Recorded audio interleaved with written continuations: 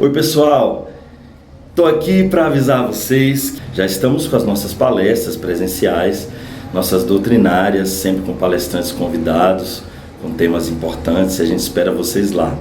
A gente precisa de contribuições para manter a nossa sede funcionando, precisamos pagar as nossas contas e nesse período tudo fica muito mais difícil. Então a gente conta com você. Um beijo e até daqui a pouco. Mês de maio, né? Que é o mês das mães, das noivas, um mês que traz novidades. Carolina, está num engarrafamento que eu também peguei, caiu uma árvore, eu vou tirar da concessionária. Eu liguei para avisar. Tá, pode se sentar. Eu fechei porque elas que deixaram. Tá bom, seja bem-vinda. Então, esse mês a gente vai falar um pouquinho da vida dos espíritos, de algumas sensações que eles têm. Então, vai ser um mês bem interessante, vão ter pessoas convidadas, inclusive a próxima semana a gente vai ter um convidado especial, que é um psicólogo, terapeuta, Romero, que ele vai fazer uma roda de conversa sobre vícios, né? Então, vai ser uma atividade um pouquinho diferente, a gente vai sentar numa roda e aí vocês vão poder conversar e falar todas as dúvidas sobre vício. É uma pessoa que tem bastante experiência com o assunto. E antes disso, a gente hoje ficou para mim a tarefa de falar um pouquinho sobre, na vida espiritual, se os espíritos errantes, se aqueles espíritos que não têm mais o corpo, que não são mais como nós, que somos almas, que estamos encarnados, se eles também sofrem, né? Por que é importante esse assunto? Porque esse assunto a gente vai se deparar sempre, né? Quem é médium, participa de uma mediúnica, vai entrar em contato com espíritos que se dizem sofrimento, que se dizem dor, que se dizem frio. Então, a gente vai ter que saber reconhecer quais são esses tipos de sofrimentos que eles têm para ajudar. Muitas vezes esses espíritos, para quem vê em casa, né, ou sente a presença, são espíritos familiares que vocês sentem, que estão ao seu lado, que desencarnam, têm a morte do corpo, mas continuam se achando vivo. Isso para mim é uma coisa assim, bem assim, meu Deus, como é que a pessoa morre, se vê espírito e ainda acha que não morreu? Então, dois filmes, um que eu me esqueço, que é aquele do psicólogo, que eu esqueço o nome, você lembra qual é? Que ele... Não, ele acha que está fazendo terapia, Sexto Sentido, e depois o filme Os Outros, que eu não sei se vou dar um spoiler, né? Quem não assistiu, mas mesmo com spoiler é super interessante, que eu passei a mais da metade do filme achando que a família estava viva quando a família estava desencarnada. Então, eu comecei a entender.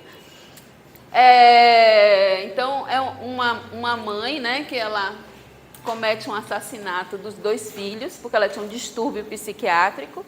Então, acontece na Segunda Guerra Mundial, e ela está esperando o marido voltar, ela sabe que o marido morreu, ela se desespera e mata, sufocada, os dois filhos, e eles ficam presos ali naquela casa. Só que no início do filme, eles têm uma vida tão igual que eles tinham antes, né? Que parece que os vivos são os desencarnados e ela é a viva, né? Então, aí eu comecei a compreender, né? A gente começa a compreender coisas que parecem fáceis para nós, né? Muitas vezes a gente tem que ler e reler para poder entender. E esse capítulo, ele é falado na Revista Espírita, sobre a sensação dos espíritos que estão desencarnados, mas também a gente está estudando do Livro dos Espíritos, que é o capítulo 6, certo? Então, ele começa, aqui no capítulo 6, que fala sobre a vida espírita. Eu vou só dar uma breve uma definição sobre o que é espírito errante, para vocês entenderem o resto do capítulo, mas não é o objetivo de hoje. Eu vou falar sobre as sensações e percepções. Eu esqueci de falar, meu nome é Caterine, como eu mesma me apresentei, esqueci, quem não me conhece, eu sou Caterine. Sou trabalhadora aqui da casa, sou médium, responsável pela doutrinária e hoje fico responsável por esse assunto. Então, quando ele fala, inicia o capítulo, ele começa sobre os espíritos errantes e fala um pouquinho sobre os mundos transitórios antes de falar sobre as sensações dos espíritos. Aí, eu peguei só algumas perguntas, só para definir o que é espírito errante. O que é espírito errante? Alguém sabe o que é um espírito errante? Diga aí, Marquinhos, o que é um espírito errante? É que ainda, pelo que eu entendo, tá? É que ainda não se encontrou após a morte. Ainda está em confusão e não tem consciência ainda, muitas vezes, de que desencarnou. Tá. Os espíritos errantes são todos os espíritos que desencarnaram. Pode ser superiores e inferiores, certo? Tem um momento, todos os espíritos superiores são errantes? Não, vai ter um momento que ele não vai precisar mais reencarnar. Então, aí nesse momento, ele não é mais. A gente sabe que a gente tem vários tipos de mundos de acordo com a nossa necessidade, né? A gente está aqui num mundo de expiação que está tentando se transformar em um mundo de regeneração. Então, nós somos espíritos ainda muito materializados, mas tem determinados mundos que são mais superiores. Esses espíritos, na hora que ele perde o corpo físico, ele imediatamente reencarna, porque eles são menos materializados, eles têm menos dificuldade de reencarnar. Nós, algumas vezes, a depender da nossa rebeldia, dos nossos sofrimentos, a gente pode demorar 400 anos, 500 anos para ter uma reencarnação. A gente sabe que tem espíritos que ficam resistentes a essa reencarnação, principalmente quando eles antevêm, né, como vai ser a vida aqui, porque a vida aqui é uma vida de aprendizado, e aprendizado que muitas vezes, aliás, na maioria das vezes, envolve dor. E nós somos educados, né, para achar que dor é sinônimo de coisa ruim. Tanto que quando a gente se cumprimenta, quando a gente se encontra, o que a gente faz? Muito prazer, né? A gente não fala assim, como o mundo ocidental, né? No mundo oriental eles falam assim, abençoado seja, vida plena. Tem um lugar aí que fala assim, que você não seja um mentiroso nem um ladrão.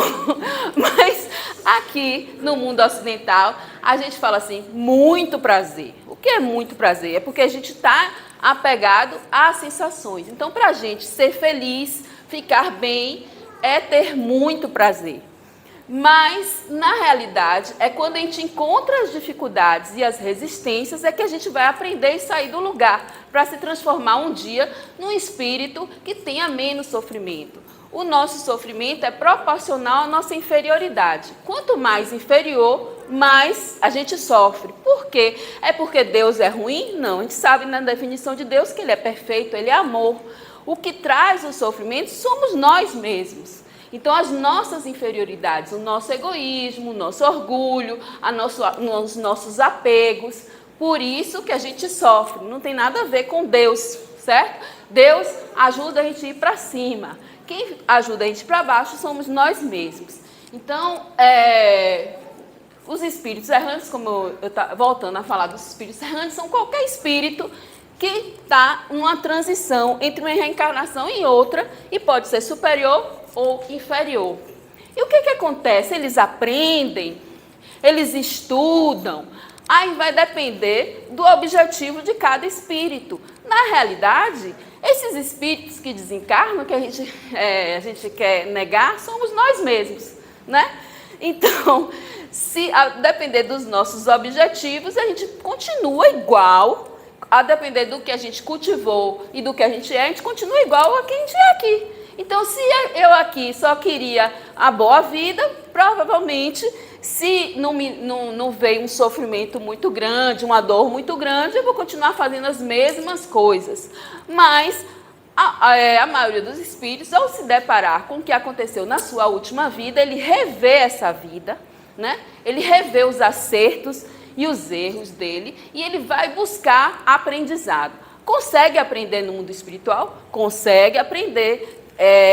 Consegue estudar, se ele quiser, consegue se relacionar, consegue ajudar outros espíritos, porque por exemplo, por que tem Haroldo fala assim, por que aqui, quem está dando uma palestra não é uma pessoa elevada, superior, né? É uma pessoa tão inferior quanto todo mundo aqui, né? Porque se chegasse aqui um espírito superior, vocês iriam abrir a boca e não enxergariam o que ele teria para falar. Nós não enxergamos, porque é tanta luz que a gente fica cego, provavelmente a gente ia chorar, muitas pessoas iriam passar mal. Esse capítulo é muito interessante para entender as obras de André Luiz, de Divaldo, de outros escritores que relatam o mundo espiritual, porque esclarece muitas coisas. Num desses livros de André Luiz, ele diz que eles iam se preparar para uma missão aqui na crosta terrestre e eles iam receber um espírito elevado, certo? Aí antes teve um espírito, aí veio um espírito que começou a falar coisas lindíssimas. Aí André, esse é o espírito elevado. Não, ele só estava preparando para que as pessoas se harmonizassem, para dar condições ao espírito elevado se manifestar. Depois teve a prece, quando já estava uma música que é diferente da música terrestre, e só depois disso apareceu. E o que esse espírito falou? Nada. Ele simplesmente emanou uma bondade tão intensa que valeu por milhões de palavras que a gente não é capaz de emanar, falando um monte de palavras, porque ele em si era uma bondade. Então, a gente ainda está muito longe de compreender coisas entre o céu e a terra. Por isso que a gente precisa estudar, porque essa compreensão é sobre nós mesmos. E a gente esquece isso. A gente acha que a gente está estudando para compreender o espírito da desobsessão, somente o seu filho. Tá vendo? Se você não fizer isso, amanhã, olha o que vai acontecer. Não é para amedrontar ninguém. O conhecimento é para que a gente se estimule, discuta, troque ideias, confronte com as atualidades que a gente vê. E Chico Xavier gostava muito disso, então ele estudava uma coisa, e aí Kardec também, ele não ficou só na teoria. No livro Céu e Inferno, ele evoca vários tipos de espíritos, de várias qualidades. Aí começa com os espíritos felizes, com os espíritos preguiçosos, os espíritos invejosos, os criminosos arrependidos, suicidas. E aí ele vai vendo a qualidade do pensamento, as sensações, as percepções de cada espírito. Então, é um aprendizado sobre nós mesmos, que às vezes a gente esquece, né? E eles conservam algumas paixões humanas, eu já praticamente falei, depende da evolução deles. Os espíritos mais evoluídos deixam a paixão humana aqui e levam o que é necessário na vida espiritual. Os que não são apegados, levam as paixões com eles, né? E a felicidade vai depender do grau de superioridade. Então, esses espíritos, eles sofrem, que sensações eles experimentam? Eles sofrem as mesmas coisas que a gente sofre, a dor, o frio, o calor, a fome, o desespero, a inveja, o ciúme, né? Que são os nossos sofrimentos.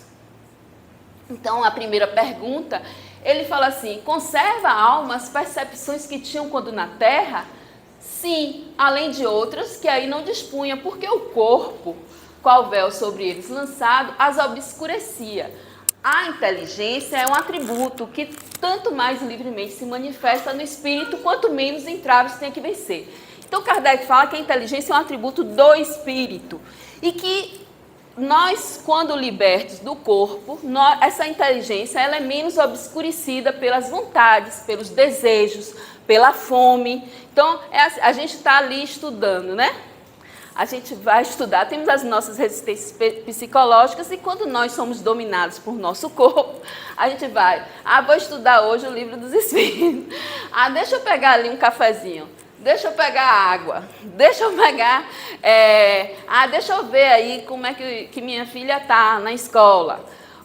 E começa a se desviar. Então, eles não têm quando eles são disciplinados, eles não têm esses desvios e ele tem uma facilidade mais de manifestar a sua inteligência sem o corpo.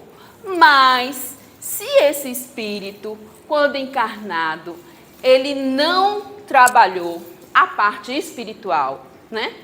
Então, ele vai continuar sentindo com a visão turva e com a sua inteligência obscurecida, tanto quanto ele estava aqui, né?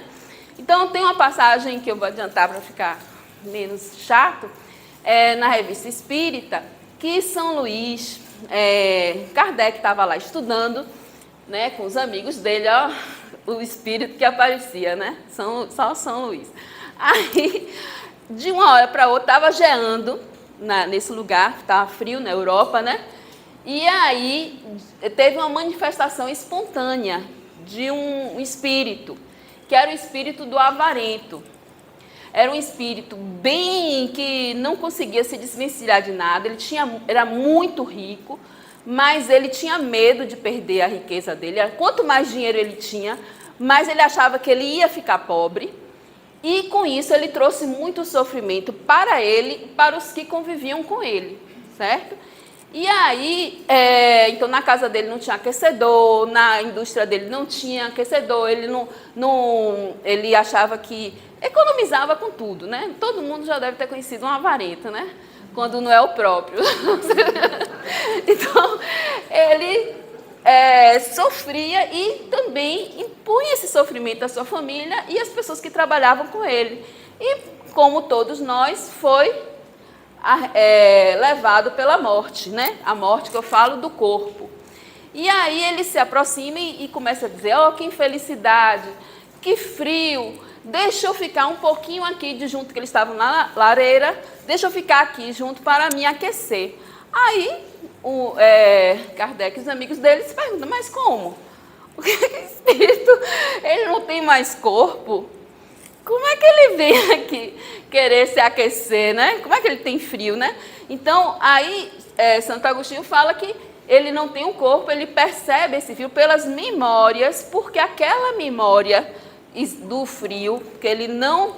ele se sentia culpado de pessoas terem sofrido com ele, ficou guardada na memória dele através do perispírito dele e pela memória do espírito, ele sentia, guardava como era o frio. E a culpa que ele sentia, que é a parte moral, fazia com que ele sofresse o frio. E ele, se iludia, né?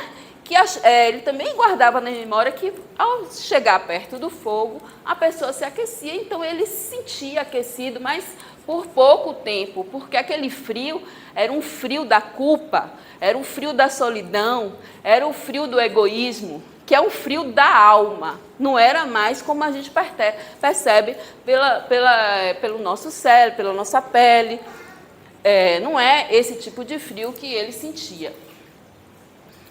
Então, são ilimitadas as percepções e os conhecimentos dos espíritos. Os espíritos sabem tudo, isso para aquelas pessoas que gostam de evocar os espíritos em casa, nos oráculos, nos tarôs, né? E acha que qualquer estirpe desses espíritos vai saber tudo, vai saber sobre sua vida, sobre o seu futuro, sobre o que você deve fazer, o que você não deve fazer, né? Então, eles dizem que só os espíritos que estão próximos à perfeição, que não se interessam por esse tipo de reunião, né? O espírito sábio, ele só vai se aproximar de você se você tiver... porque eles estão em harmonia com as leis do universo, eles estão em harmonia com Deus. Então, se o seu pedido... Se seus anseios estiverem harmonizados com os anseios do universo, com os anseios da sociedade, que é bom para você, por exemplo, se você pede inteligência para analisar uma situação, porque você quer fazer uma organização, você quer harmonizar a sua casa, então você vai atrair espíritos, eles vão se interessar por esse assunto. Mas se você está interessado em comprar um carro, se é melhor comprar o carro essa semana ou não, se é melhor ir para Paris hoje ou amanhã, se tal pessoa gosta de você ou não gosta. Isso não interessa. Então você vai atrair espíritos embusteiros. Eles não sabem de tudo. Eles vão saber de acordo com a sua evolução, certo? Então, os espíritos inferiores são mais ou menos ignorantes acerca de tudo. Mas tem os brincalhões que se divertem, né? Tem os que querem te enganar de propósito para te prejudicar. E aí vão se aproveitar disso. Então, os espíritos conhecem o princípio das coisas. Foi isso mesmo? Não, é isso mesmo. Os espíritos conhecem vocês podem interromper para perguntar, viu? Os espíritos conhecem o princípio das coisas, então é a mesma coisa, conforme a elevação, porque o nosso conhecimento, o nosso entendimento vai depender da nossa melhora moral. Por quê? Mas por que melhora moral? Porque a gente vai ter uma ideia menos suja, menos infiltrada como eu falo assim, de apegos, de preconceitos que a gente tem. Então, quando a gente começa a ter uma evolução moral, a gente vai imbuído nós seguimos as leis de Deus. Então, nosso conhecimento não é misturado com os nossos preconceitos. Então, tem pessoas que são muito inteligentes, mas são cheias de preconceitos, são materializadas, então elas não estão abertas a esse tipo de conhecimento, certo? Então, para conhecer o princípio das coisas, né, para se aproximar de Deus, você tem que ter um pensamento mais puro. Ixi, o que é que eu fiz? Aqui. E eles compreendem um tempo como nós. Nosso tempo é tão relativo, né? A gente tem, aqui encarnado, a gente tem um tempo psicológico. Quando a gente está bem, como o tempo passa rápido. Quando a gente está mal, 1 segundo parece anos, né? Isso a gente encarnado. Nós temos o tempo geológico, psicológico. Às vezes uma criança tem 10 anos, mas tem a mente de 5 anos. Então já temos uma variedade grande de tempo. Esse tempo medido, né? Que vai com a circunferência da Terra, o dia, os segundos, isso tudo foi criado para nos organizar. Nós temos vários, o universo é amplo e não vamos ter ele não tem o mesmo tempo que nós. E a depender dos sofrimentos que eles carregam, eles podem ficar anos em um só acontecimento. Tem um espírito muito cruel, que é descrito lá no Céu e Inferno, que ele assassinou algumas pessoas de uma casa. E aí foram estudar ele lá nessa casa. E ele carregava mais de 400 anos, o punhal ainda, a roupa cheia de sangue, e ele não conseguia sair daquela cena dele apunhalando e matando as pessoas. Então o tempo para ele não passou. Muitas vezes, quando a gente atende espíritos nas mediúnicas, a gente vê espíritos da Idade Média, porque eles ficaram presos à culpa, aos sentimentos. Uma vez mesmo, eu tenho um amigo que eu gosto muito, e ele não conseguia sair, né? É ótimo a gente orientar os amigos, né? Porque o problema não é nosso. Aí, eu sei que ele não conseguia sair do lugar, porque ele teve uma separação e a esposa tinha feito uma coisa muito ruim para ele, e eu sei porque eu era muito amiga dele, teve uma discussão muito séria. E aí ele não conseguia evoluir daquilo. Aí um dia me deu assim, uma lucidez assim, inspirada. Eu falei assim, rapaz, você não sai daquela sala brigando com tal pessoa. Aí ele tomou um choque, ele é psiquiatra. Aí ele tomou um choque assim. E aí ele fez uma virada na vida dele. Não por minha causa, mas porque ele estava apto para receber essa informação, né? E aí tudo mudou na vida dele. Então, nós também ficamos presos. O tempo vai passando e a gente está ali preso na mãe, na traição, de algo que alguém fez com a gente, um amigo, um companheiro, um pai, uma mãe. Então, a gente fica ali e o tempo vai passando e a gente vai no automático fazendo as coisas e está ali, preso no tempo. Então, o tempo vai depender da evolução do espírito, de onde esse espírito está, se ele está encarnado, se ele está reencarnado. E uma coisa interessante também é que às vezes o espírito fala assim, está perto de sua mãe desencarnar. Foi uma vez até um espírito falou para a Lídice, da mãe dela, já tem anos isso, né? Então, perto, muitas vezes, não é para a gente, às vezes é uma mensagem para a gente trabalhar o desapego, para trabalhar a morte, né? Não quer dizer que vai ser amanhã, então não é ao mesmo tempo.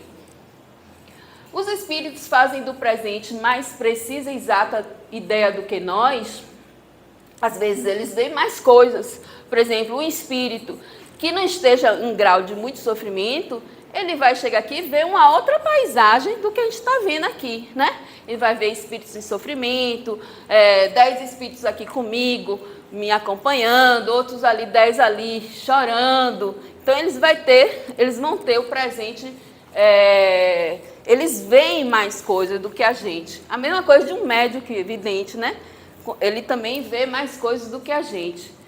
E vai depender também, ele vê o nosso pensamento, então ele está nos acompanhando, muitas vezes um espírito que nos acompanha está vigiando, né, o nosso comportamento. Então a gente está dizendo assim, eu consigo mentir para todo mundo, mas não consigo mentir nem para Deus, nem para mim, nem para os que me acompanham, né? Porque eles estão vendo o meu pensamento, eles se comunicam, eles veem, porque o nosso pensamento faz parte do fluido universal. Então, a gente se comunica, os espíritos, eles não se comunicam pela fala, né? Vocês podem até ouvir a voz se materializar, mas eles se comunicam através do pensamento. Nós também nos comunicamos através do pensamento, mas a gente tem pouco trabalhado ainda esse talento. Como é que os espíritos têm conhecimento do passado? Esse conhecimento lhes é limitado? Vai depender da necessidade. Por exemplo, a gente fala assim, quando desencarna, passa um filme, né? Muitos falam isso. Quando eu desencarno, mas a gente vê também nas obras de André Luiz que esse conhecimento do passado vai chegando aos poucos, né? A depender, às vezes eles reencarnam e não vê tudo. Vê só as reencarnações que são necessárias, porque senão ele pode entrar numa crise existencial.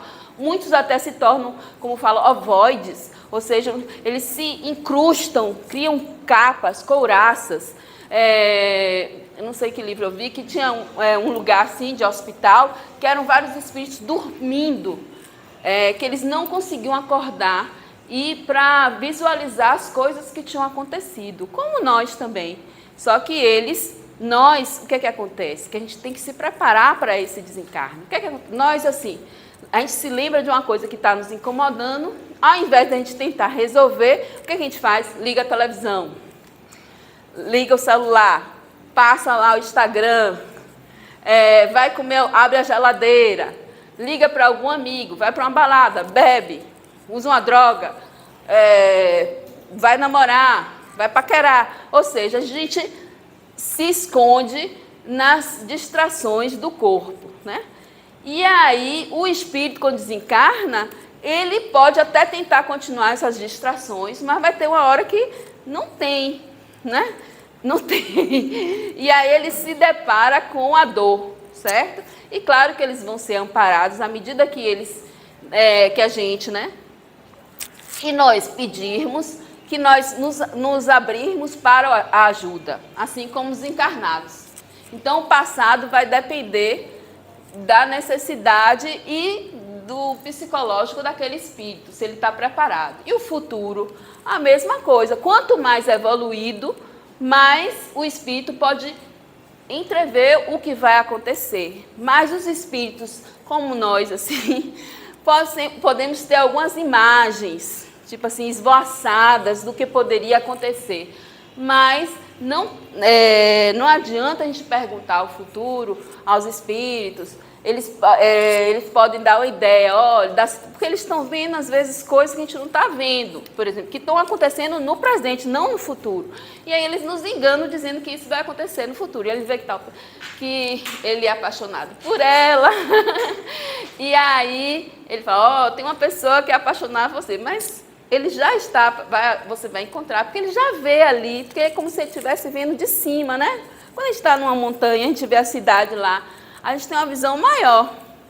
Mas somente quando eles estão mais aperfeiçoados, que eles estão mais próximos de Deus, que eles têm essa capacidade de entrever o futuro. Mas esse futuro nem sempre eles vão falar, porque os espíritos sábios só vão falar coisas que são importantes para nós, né?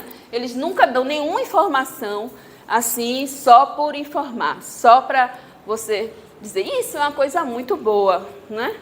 Imagine se a gente, quando fosse nascer, eu já refleti, não sei se vocês já refletiram sobre isso, que a gente nascesse, desse todo o script da nossa vida ali, tudo que a gente ia enfrentar, todas as decepções, tudo, a gente achar que não ia aguentar, né? Só que quando a gente vive, quando eu falo muito para os meus pacientes, vamos viver cada dia um dia, porque quando a gente começa a pensar mais que um dia, tudo parece que vem como se fosse uma avalanche em cima da gente. Aí dá a crise do pânico, ansiedade, né? E quantos iam desistir logo no início, né? E quantas coisas, se eu visse assim, se eu soubesse coisas que aconteceram comigo, que iriam acontecer lá no início, eu achava, eu não vou sobreviver, ai meu Deus do céu. Mas coisas que pareciam que eram ruins, no fundo, me tiraram do lugar. Aliás, todas as coisas que acontecem com a gente nos tiram do lugar. E que essa é a necessidade. As coisas acontecem porque elas querem tirar a gente do lugar. Senão a gente fica parada. Nossa tendência é ficar parado. Nossa tendência é a procrastinação, é a resistência. Todo dia a gente acorda com a resistência no café da manhã, tomando café da manhã com a gente, né? Então, se a gente não vence essa resistência, a gente fica igual. Então, e ficar igual não é uma coisa boa. No Céu e Inferno, tinha a mulher que foi entrevistada, que tinha tédio, preguiçosa. Então, ela sofreu muito no desencarne dela. Kardec entrevistou, ela achava tudo um tédio, foi a vida dela. Ela não fez mal a ninguém, mas também não fez bem a ninguém. Ela não imprimiu o que é que ela tinha. Às vezes às vezes a gente acha que é uma coisa muito importante, né? Assim, tipo uma fundação, como um Divaldo. Muitas vezes são coisas simples. São uma palestra que você se esforçou muito para dar. É um trabalho numa casa espírita, um trabalho voluntário, você acolher uma pessoa que necessita. São pequenas coisas que faz a nossa missão, né? E a gente despreza isso, porque essas pequenas coisas vão nos preparar para as grandes, né? Deus não vai dar um trabalho grande para uma pessoa incapaz de fazer pequenas coisas. Deixa eu fazer um ponto, pode ser? Pode. Falando uma questão de a gente poder vislumbrar o que vem adiante.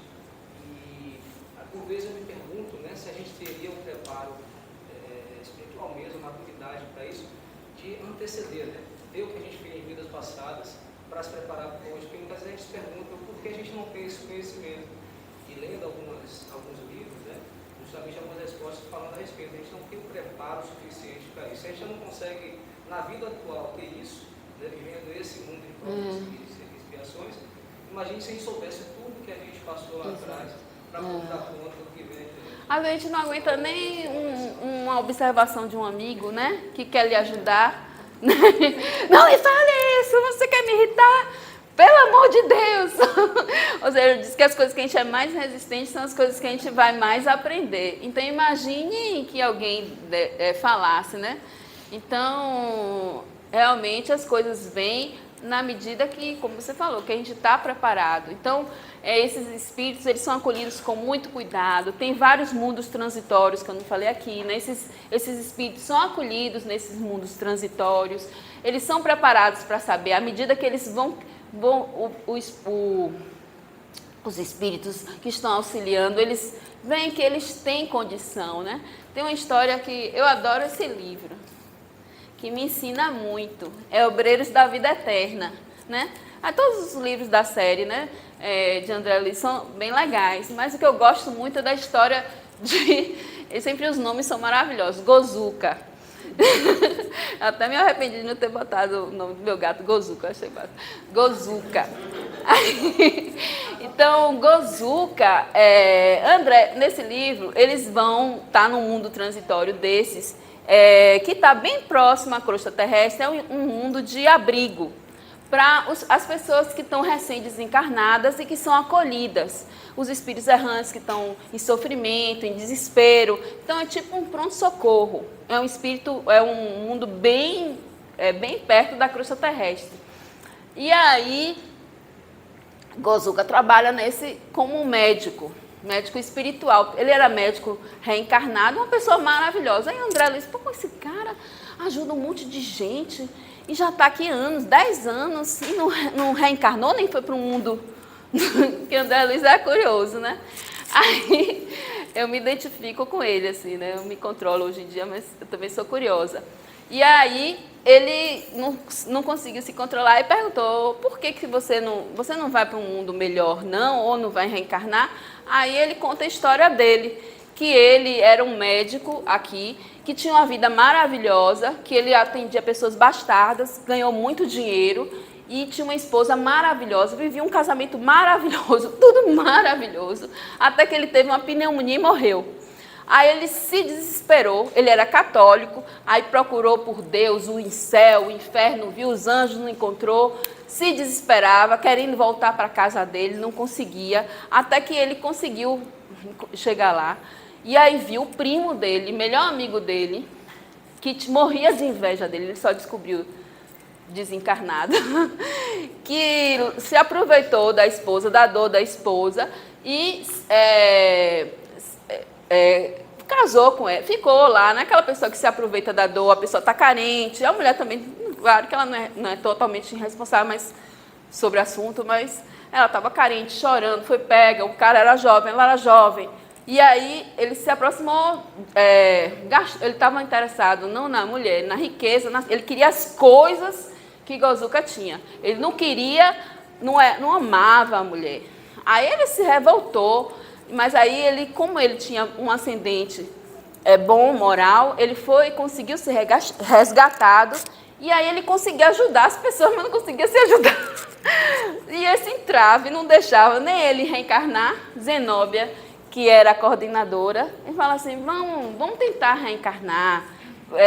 A mulher ficou grávida, vamos tentar, você pode ser o próximo filho dela, para você perdoar ele. E ele ficava com esse engasgo, sabe? Esse engasgo que não deixava ele nem ascender, nem descer. Então, o espírito, ele tem a circunscrita visão como seres corpóreos. Não. Então, o espírito, ele não vê como a gente vê, através dos olhos, nem vê através dos olhos do perispírito. Ele vê através da alma, do espírito. Certo? A visão dele é geral. Ele pode até achar que vê com os olhos, porque o perispírito, eu vou falar aqui, ele é o invólucro material que faz com que a gente enxergue o espírito. Senão a gente não enxergaria o espírito. Mas ele não vê com aqueles olhos do perispírito, ele vê com o espírito todo. E eles não precisam de uma luz, a não ser os espíritos muito materializados, apegados à Terra, que eles acham que precisam ver com a luz, mas eles não veem com a luz, não precisa, é uma luz diferente, especial, que eles dizem que a gente não consegue entender. Né? Então, vou passar aqui um pouquinho. Então, o espírito pode ver o que está acontecendo do outro lado do planeta? Pode. Inclusive, tem aquele livro que não é espírita, Biografia de Paramahansa Yogananda, que descreve os yogis, né? Que eles praticam isso através da meditação e eles vêm aqui como se não existisse parede, né? Eles se concentram, meditam, então eles conseguem desenvolver essa visão espiritual.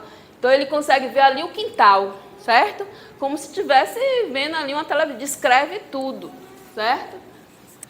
Então, não é. E os espíritos, eles se transportam através do pensamento. Por exemplo, não sei se vocês assistiram o Nosso Lar. André Luiz estava bonitinho lá no Nosso Lar. Aí foi visitar a esposa. E na hora que ele vê o atual marido, ele se revolta, em 1 minuto ele já está lá no umbral, na escuridão. Aí depois ele consegue fazer uma oração, os amigos chamam ele volta de novo lá. É assim que os espíritos se transportam através do pensamento. Então ele pensa um lugar, ele já está naquele lugar. É claro que isso vai depender, vai ser aos poucos que ele vai conquistar isso. Então, ele vê as coisas tão distintamente como nós, como eu estou vendo o Neide aqui, muito mais, porque não precisa da luz, nada obscurece, a não ser o ódio, a inveja, o egoísmo. Isso obscurece porque deixa ele transtornado e ele não consegue utilizar as capacidades de visão. Certo? Como na visão, o ouvido, está tudo nele, certo? Então ele fala sobre a música, que a música, os espíritos percebem as ondas, eles têm a música celeste, é uma música que eu acho que era uma palestra até que eu queria que a gente tivesse aqui, é uma música que a gente não consegue nem descrever, diferente, que evoca várias emoções e aí por diante. O espírito precisa dormir quando ele está desencarnado. Não, ele precisa de um outro tipo de repouso, porque ele usa mais o moral, o intelectual. Então, às vezes, eles vão descansar, assim, vão para uma praia, com fluidos menos densos. É um outro tipo de descanso. Então, ele está sofrendo. Se ele não tem corpo, se ele não sente esse tipo de dor que a gente sente, como é que é o sofrimento? São as angústias morais que o torturam mais dolorosamente do que todos os sofrimentos físicos. Isso é muito importante. Por quê? Porque a gente vive uma vida praticamente material. Quanto do seu tempo você gasta para servir a seu corpo, né? Para você comer, para você sobreviver, para você dormir. Isso é uma vida totalmente material. Quanto tempo você gasta para refletir, para fazer uma prece, para fazer uma meditação, para estudar sobre o que você é, para atingir também os seus objetivos, né? Porque a gente não veio aqui para comer, nem para dormir, né? A gente veio para ser humano. Nós gastamos pouco tempo para sermos humanos, para compartilhar, para sorrir, para abraçar, para demonstrar afeto, que isso também faz parte da vida espiritual. Só que a gente acha que isso a gente coloca em primeiro lugar, né? Se a gente for ver quanto tempo a gente se acha não materializado. Não, mas eu sou uma pessoa espiritual. Aí quando a gente vai botar os compartimentos, né? De quanto que você gasta para cada coisa, você vê que você é essencialmente um ser material. E se a gente não mudar isso, nós vamos ter...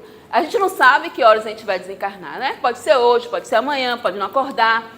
Então, não é querendo meter medo, mas é querendo dizer que... a Renê disse que eu fico botando medo. Não é metendo medo, né? Mãe que gosta de fazer isso também. Aí não é querendo meter medo, é que isso é uma realidade e que a gente precisa se dizer. Eu me digo todos os dias, porque para a gente acreditar, porque a gente não acredita, a gente acha que todo mundo vai morrer, menos a gente, menos os nossos familiares, menos os nossos filhos, menos as pessoas que a gente gosta, os nossos amigos. Você tem uma lista enorme, né? Aquele Joãozinho lá que a gente não conhece que vai morrer. Então, eu já falei isso. Como é que ele se queixa de frio ou calor, né? Aquele espírito avarento, através das reminiscências que ele guardou na alma dele, no espírito dele, através do perispírito. Então, ele não sente frio. Qual é o instrumento da dor? Por isso que a gente reencarna. O instrumento da dor é o corpo. Porém, se não é a causa primária, é pelo menos a causa imediata. A alma, que é o espírito encarnado, tem a percepção da dor. Essa percepção é o efeito. A lembrança que da dor que a alma conserva pode ser muito penosa, mas não pode ter ação física. Então, são as dores que a gente lembra, né? A depender de quanto a gente era apegado à nossa vida material. Então, se a gente é uma pessoa muito gulosa, a gente vai ter muita fome, certo? Então, se a gente é uma pessoa que vivia, né, para comer, para dormir, para fazer sexo, a gente vai ter essas necessidades iguais. E a gente vai fazer esse trabalho que a gente deveria fazer aqui encarnado, a gente vai ter que fazer esse trabalho lá no mundo espiritual e quando a gente voltar de novo para se reencarnar. Deixa eu falar. Então, uma coisa importante para entender é o perispírito, que não é o objetivo dessa palestra, mas é importante dizer, porque através do perispírito, o que é o perispírito? É o liame que une o espírito à matéria do corpo. É a tomada do meio ambiente, do fluido universal. Contém ao mesmo tempo eletricidade, fluido magnético e até um certo ponto a própria matéria inerte. Então vocês vão encontrar sobre o perispírito em toda a codificação, na Gênese, no Livro dos Espíritos, no Livro dos Médios e outras literaturas falando sobre o perispírito. Então o perispírito, ele é o liame que liga o espírito ao corpo. Então esse liame é ligado célula a célula, molécula a molécula. Então, esse perispírito, ele grava tudo o que acontece nas suas vidas todas, né, que você teve de encarnado, certo? Então, o espírito e o pensamento pode influenciar o corpo e o corpo influencia, quando estamos vivos, o espírito, porque um está ligado ao outro, molécula a molécula. Né? Ele é a quinta essência da matéria. É matéria, mas é uma matéria muito sutil, que a gente não pesa, que não é uma matéria como o ar aqui. É um outro tipo de matéria. E o perispírito vai depender do mundo onde você está. Então, o Jesus, quando ele reencarnou, ele pegou o material para fazer o perispírito dele daqui, da crosta terrestre. Mas ele tinha uma evolução tão grande, né, que ele conseguia passar por esses sofrimentos melhor do que a gente. E quando ele desencarnou, tanto que quando ele desencarna, ele ainda está um pouco ligado, ele pede para a Madalena não pegar nele, mas ele consegue se desvencilhar. Quanto mais o espírito é evoluído, mais fácil o perispírito se larga do corpo. Isso também está descrito no céu e inferno. Então você vai ter, eu vou falar aqui do espírito feliz. O que acontece quando ele morre? O espírito do suicida, o que acontece? Então o perispírito, se não existisse o perispírito, a gente não veria o espírito, as aparições que a gente vê, as materializações, o vidente vê o espírito, e esse espírito, ele vai dar forma de acordo com o que ele acha. Então, muitos espíritos, por exemplo, assim, o espírito, era um espírito muito cruel quando encarnado, e as pessoas diziam que ele era uma cobra. Você é uma cobra. Você é ruim, você é uma cobra. Esse espírito desencarna no ódio, na raiva, e ele pode imprimir no perispírito dele a forma de uma cobra e viver rastejando como uma cobra. Esses espíritos eles só vão voltar à forma humanizada depois dele melhorar. Às vezes ele tem que incorporar no médium para o médium dar um choque anímico nele, ele passar por muito sofrimento para ele voltar e retornar. Muitos espíritos também são amputados, morrem com as feridas e eles deixam gravado isso. O choque é tão grande que eles deixam gravado isso, então eles aparecem para você sem a perna. Não tem sentido ele aparecer sem a perna. Aí você vai dizer, mas você tem a perna. Mas para eles não tem, porque eles são muito materializados. Então, para ele imprime isso no seu próprio perispírito. Então, a situação muito comovente são dos suicidas, porque quanto mais a morte é violenta e abrupta, mais difícil para esse espírito se desvencilhar do corpo. Então, o espírito aparece, deixa eu ver se eu botei aqui, ele acha que ele não está morto. Ele está vendo, ele está sentindo, ele está com muita dor, muito sofrimento. Como é que eu posso? Eu achava que quando eu morresse, eu não ia parar esse sofrimento, eu não ia mais sentir dor. E eu estou sentindo os vermes me comendo. o verme come o perispírito, come o espírito? Não, mas é porque ele ainda está muito ligado àquele corpo. O perispírito não conseguiu se desvencilhar. Existe o fio, que é o fluido vital, já saiu, mas ele não consegue se desvencilhar daquele corpo morto. Então ele vai sentir o corpo apodrecendo, os vermes comendo ele. Isso acontece com todos? Não, gente.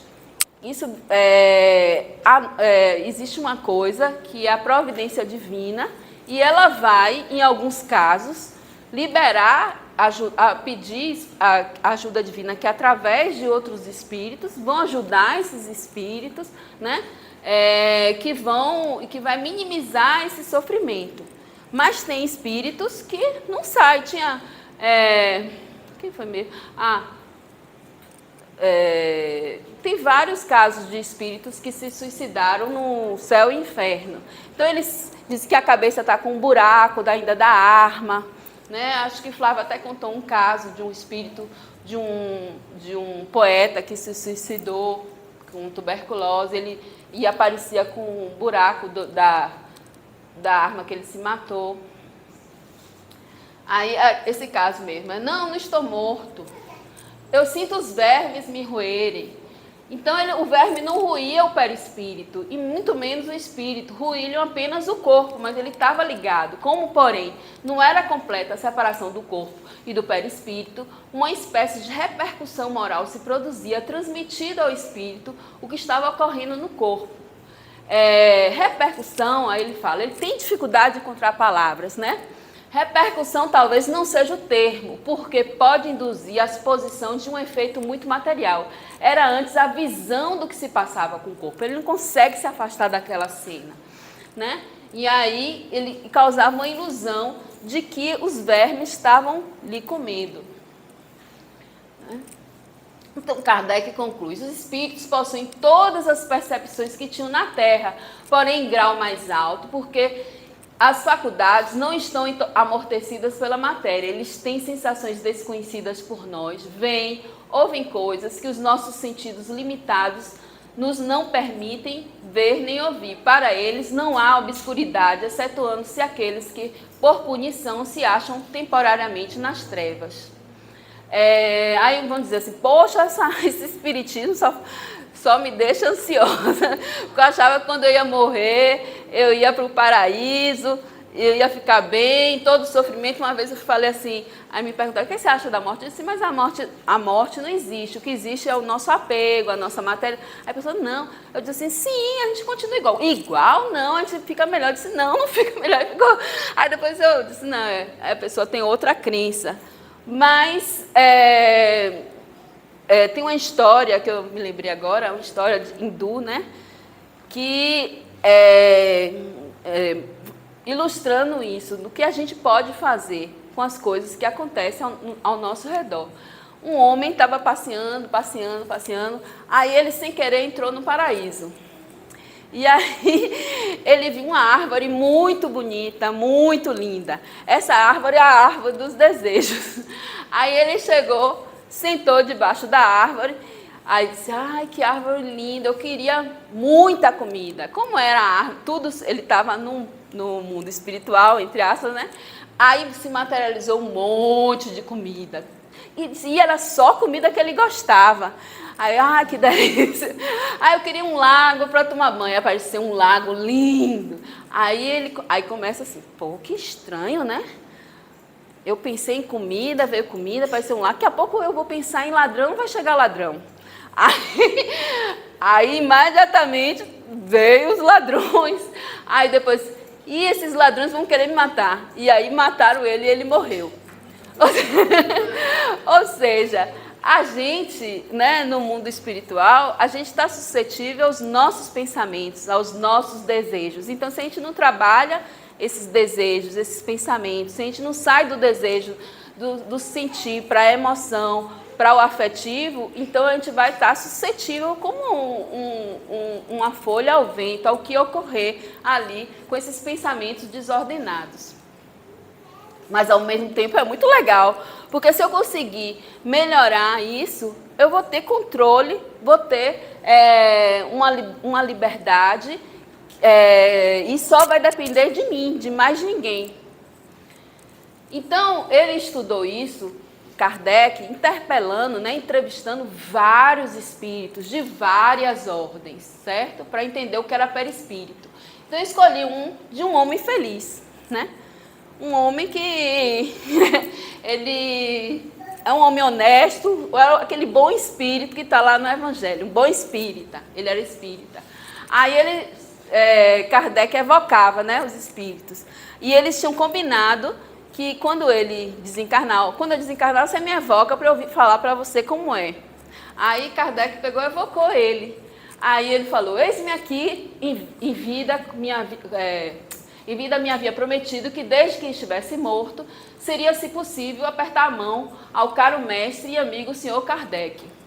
A morte havia dado à minha alma um pesado sono. Ele descreve que tem um sono, quando morreu, que se chama letargia, mas o pensamento velava, sacudia esse torpor funesto que prolongava a turbação que segue a morte. Despertei e de um salto fiz a viagem, ou seja, através do pensamento ele foi para onde Kardec estava chamando ele. Aí ele falou, como sou feliz, não sou mais velho, ele tinha morrido de uma enfermidade que deixou ele abatido, não tenho mais isso, meu corpo era apenas um disfarce imposto, sou jovem, belo dessa eterna juventude dos espíritos, cujas rugas, ao sonho de qualquer mulher, cujas rugas não mais surcam o rosto, cujos cabelos não embranquecem sobre a ação do tempo, sou leve como um pássaro que em voo rápido atravessa o horizonte do vosso céu nebuloso e admiro, contemplo, bendigo, amo e me inclino, átomo ante a grandeza, a sabedoria, a ciência de nosso Criador, ante as maravilhas que me rodeiam. Só que você vai ver a descrição daquele cara, você fica triste, né? Porque a vida, ele descreve um pouco a vida do cara. Então é um cara bem honesto. Aí vem o outro lado bem... tem vários, eu peguei só para contrastar. Jacques Latour, que era um assassino condenado pelo júri executado em setembro de 64. Aí ele é evocado também. Oh, sim, piedade, necessito dela, não sabeis o que sofro, não sabeis, não podereis compreendê-la, é horrível, ele foi guilhotinado. A guilhotina, que vale a guilhotina comparada a este sofrimento, que a guilhotina foi a coisa melhor que aconteceu. O pior foi o sofrimento dele, depois. Nada, um instante, esse fogo me devora. Aí ele tem um monte de coisa, né? O sangue, estou manchado de sangue, não vê ele sente o cheiro do sangue. Então é uma verdadeira tortura para ele, que isso não vai ser eterno, né? Isso à medida que ele vai sendo ajudado, as pessoas vão orar, ele vai orar também. Aí aos poucos o sangue vai desaparecendo, ele não vai sentindo mais a guilhotina e vai sendo ajudado. Mas só para vocês verem, né, só para ver o contraste, né? É um assunto vastíssimo, certo? Dá para milhares de palestras sobre esse assunto, dividir vários pequenos assuntos e se aprofundar, mas esse conhecimento está lá no Livro dos Espíritos, no Céu e Inferno, na Gênese, e é muito legal de estudar. No Spotify tem vários estudos, né? Capítulo por capítulo, no YouTube também, comentários, é bem legal. Então, Kardec, ele orienta, né, como fazer uma passagem, né, melhor. Então ele fala assim, domine suas paixões animais, não alimente ódio, nem inveja, nem ciúme, nem orgulho, não se deixe dominar pelo egoísmo, purifique-se nutrindo bons sentimentos, pratique o bem, não ligue as coisas deste mundo importância que não merecem, e então, embora revestido do invólucro corporal, já estará depurado, já estará liberto do jugo da matéria, e quando eu deixar esse invólucro, não mais lhe sofrerá influência. Nenhuma recordação dolorosa lhe advirá dos sofrimentos físicos que haja padecido. Nenhuma impressão desagradável lhe deixarão, porque apenas terão atingido o corpo e não a alma. Sentirá-se feliz por se haver libertado, como aquele outro espírito, né? E sem o peso na consciência. Então, o sofrimento são as coisas como a gente vive. O sofrimento pós-morte é decorrência das coisas que a gente vive. Então, nesse livro mesmo, tem um outro caso, né, que eles estão estacionados nessa região perto da costa terrestre, mas na realidade eles vão ajudar 4 pessoas que vão ter desencarne. São pessoas amigas. E uma dessas pessoas era um bom homem. Ele era um cara que a vida toda fez o bem. As pessoas, a família dele exclamavam, vai para o sábado para o centro espírita. Ele não era espírita, não, estou brincando. Que vai deixar de curtir, de ir para a praia. Os familiares brincavam com ele. E o que aconteceu que desviou ele do caminho? Foi que a esposa, ele saía muito para cuidar dos doentes, ajudar, fazer caridade. E aí a esposa se sentiu sozinha e acabou traindo ele. E aí ele ficou com muito ódio e largou a esposa. E daqui a pouco ela morreu depois também. Não me lembro como ela morreu, mas ela morreu também. E aí ele, com aquela mágoa, infligindo, trouxe a doença para o corpo dele. E aí ele teve uma apendicite supurada e foi parar, como ele não tinha plano de saúde, foi parar no hospital público e o corpo dele começou a apodrecer, em vida, ele em vida. E aí os espíritos começam a descrever, né? Ela descreve todos os detalhes do intestino, do sangue, tal. E aí, nada dele desencarnar. E os médicos, tinha um médico lá que ficava irritado, esse cara não vai morrer não, não aguento mais, vou dar uma injeção de morfina para ver se ele apaga e ajuda o desencarne desse pobre. Aí os espíritos, pô, se ele fizer isso vai ser horrível. Por quê? Porque ele está com medo de desencarnar. Porque ele carrega a culpa de ter ficado com ódio da esposa. Ele que perdoou tantas pessoas e tudo, e ele ficou com ódio da esposa. E isso prende, porque ele não sabia que a esposa tinha morrido. Então ele queria por favor, doutor, não deixe eu morrer, que antes de morrer, chame minha esposa para eu me resgatar com ele. Aí os espíritos pegaram, a esposa estava loucona, né, cheia de culpa no mundo espiritual. Aí eles conseguiram sensibilizar ela, resgatar ela, ele falou assim, bom, o que a gente vai fazer? Ele não sabe sobre o espírito, não tem conhecimento nenhum, esses vasos estão frágeis, eu vou imprimir ali para ver se sangra, para ele ficar fraco e amplia a visão dele espiritual e ele vê a esposa. E acelera também antes que o médico dê a injeção. Porque se o médico der a injeção para ele morrer, ele vai ter uma morte abrupta, não vai conseguir se separar do corpo e vai ser outro sofrimento. Aí os espíritos fizeram isso e trouxeram a esposa. Quando ele veio a esposa estava cheia de culpa, pediu perdão, ele pediu perdão. Aí foi aquela coisa boa. Só que aí no outro dia o médico pegou, não quis saber conta e deu a morfina para ele, e aí ele teve um desencarne abrupto. Aí eles levaram, mesmo assim, era uma pessoa que realmente, para vocês verem que cada caso é um caso, tinha muito merecimento.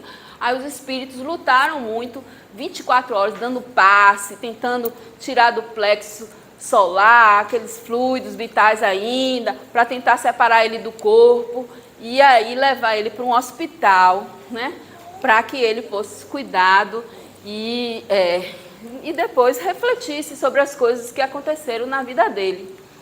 Então, na literatura espírita, tem vários casos super interessantes, porque é um assunto um pouco, muito abstrato para nós, né, que vivemos essa vida material, e os casos são interessantes, né, os estudos de casos, para que a gente se identifique, né, com alguns, que é o apego, o ciúme, a raiva que a gente tem, que a gente não consegue evoluir, para que a gente entenda como a gente trabalhar essa espiritualidade, porque muitas vezes a gente não sabe nem o que é espiritualidade, né? A gente não consegue entender o que é trabalhar o espiritual. A gente acha que trabalhar o espiritual é de vez em quando fazer uma oração, tomar um passe, uma água fluidificada, e é uma coisa muito mais profunda do que isso.